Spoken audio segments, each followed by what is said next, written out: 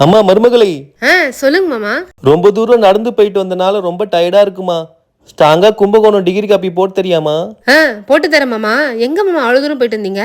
நம்ம கீரை கடை சண்முகத்தை தாம்மா பார்க்க போனேன். ஓ, அவரே மாமா பார்க்க போனீங்க?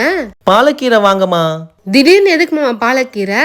நீ அந்த ஆந்திரா ஸ்டைலு பாலக்கூரா உள்ளிக்காரம் செய்வல்லம்மா, அது சாப்பிடணும் போல இருந்துச்சுமா, அதம்மா வாங்க போனேன். இன்னைக்கு சூப்பரான ஒரு தொக்கு ரெசிபிங்க. இது சாதத்தோடலாம் அவ்வளவு சூப்பரா இருந்துச்சு. இது ஆந்திரா ஸ்டைல செஞ்சது பாலக்கூரா உள்ளிக்காரம்.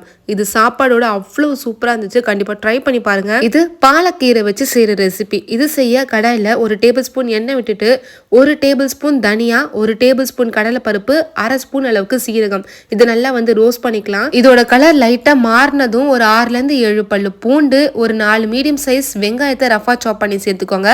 ஒரு துண்டு கிட்ட புளி இதெல்லாம் சேர்த்து வதக்கிக்கலாம். லைட்டா வெங்காயம் வதக்கினா போதும். இப்ப வறுத்து வச்சிருந்த வெங்காயம் பருப்புலாம் மிக்ஸி ஜார்ல சேர்த்து அரைச்சிக்கலாம். கரெக்டா கரண்ட் போயிடுச்சு நான் வீடியோ பண்ணும்போது, அதனாலதான் நான் இடிச்சுக்கிறேன். இன்னும் இதோட கொஞ்சமா மஞ்சத்தூள், 1/2 ஸ்பூன் அளவுக்கு வெறுமிளகாய் தூள், 1 ஸ்பூன் அளவுக்கு தனியா தூள் இதெல்லாம் சேர்த்து அரைச்சி எடுத்துக்கலாம். ஆஞ்சி வச்சிருந்த பாலக்கீரையில தண்ணியில நல்லா வாஷ் பண்ணிட்டு இது போல கட் பண்ணி தனியா எடுத்து வச்சிருங்க. இப்ப தொக்கு செய்யறதுக்கு கடாயில ஒரு 3 டேபிள் ஸ்பூன் கிட்ட நல்லெண்ணெய் சேர்த்துக்கோங்க.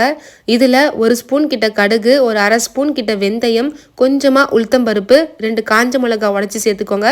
கொஞ்சமா கருவேப்பிலை, கூடவே பெருங்காயம் இதெல்லாம் நல்லா பொரிஞ்சு வந்ததும் அரைச்சி வச்சிருந்த வெங்காய மசாலா பேஸ்ட்டை சேர்த்து வதக்கிக்கலாம். நம்ம மசாலாலாம் அப்படியே ராவா சேர்த்ததுனால அதோட பச்சை வாசனை எல்லாம் போய் வரைக்கும் வதக்கிக்கலாம்.